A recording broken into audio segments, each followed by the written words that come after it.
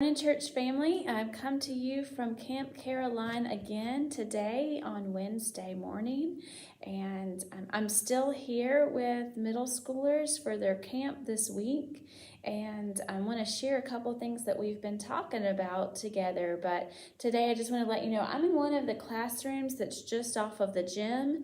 So in that beautiful new gym facility, there's a few classrooms around on the perimeter of the gym, and so I'm in one of those this morning. I found a little quiet spot inside, and it's actually the first day where we've experienced sunshine in the morning as we woke up, so it's been good to be greeted by the smiling sun today here at Camp Caroline. And I wanted to share with you the verse that we talked about with the middle schoolers this morning, but it is a good reminder for all of us. And that is from Isaiah chapter 41, I'm just going to read verse 10. Do not fear, I am with you. Do not be afraid, for I am your God. I will strengthen you, I will help you, I will uphold you with my victorious right hand. Do not be afraid. Do not fear. So we've been talking about this morning what some of the fears are in our life. Some of the physical fears, and young people, we can name those pretty quickly, right? Fear of spiders or snakes or roller coasters or heights or being alone or thunderstorms or crazy weather like tornadoes. Those are things that bring fear in our lives that we can literally say, I'm afraid of this. And you probably have several of those in your life. And I want you to think about those now. And then we listen to this song by Zach Williams, and it names some other fears that sneak into our lives that sometimes we don't name as fear.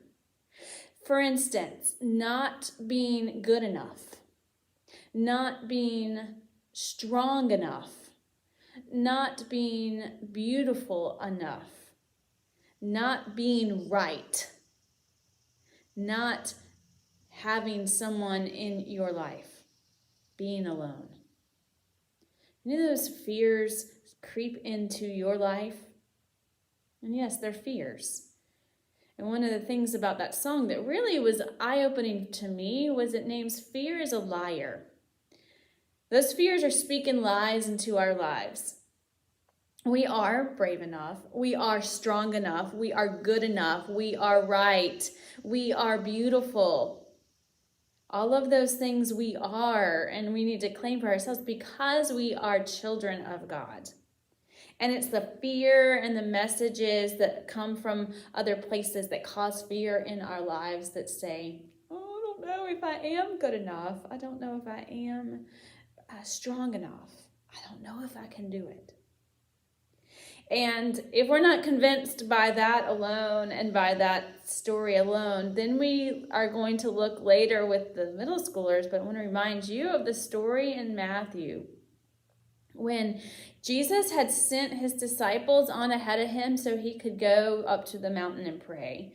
And they were on a boat and they were crossing over the water on the boat, and it started to get a little windy and the storm started coming up and they got a little nervous and a little scared. And then Jesus starts to meet them and walks out to meet them on the water. And they're like, oh, who is this? What is this? Is it a ghost? I think some translations even say. And so Peter said, Jesus, if it's you, then tell me to come out. Tell me to come out to you. Because they were scared, they didn't know what was going on. And the verse says several times the disciples were frightened. And so Jesus does invite Peter to come out and walk to him. And Peter starts walking, and then the scripture says again, Peter was frightened.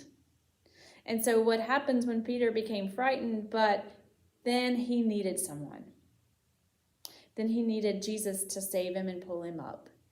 So we're going to talk about how Jesus saves us in our fears, but also how Jesus provides us, God provides us with one another.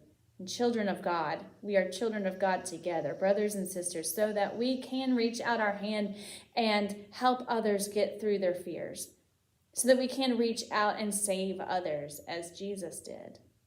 So I want to remind you that fears are natural. They're a part of who we are as humans. Sometimes even when we get to that dark place, sometimes depression seeps into our lives, it becomes very frightening and we feel very alone. And that's the time I encourage you to keep your eyes on Jesus. And that's the time I encourage you to lean into your church family, because we are here, we are holding our hands out, and we are reaching for you. We are reaching and ready to help and to save. And so we want to do that together.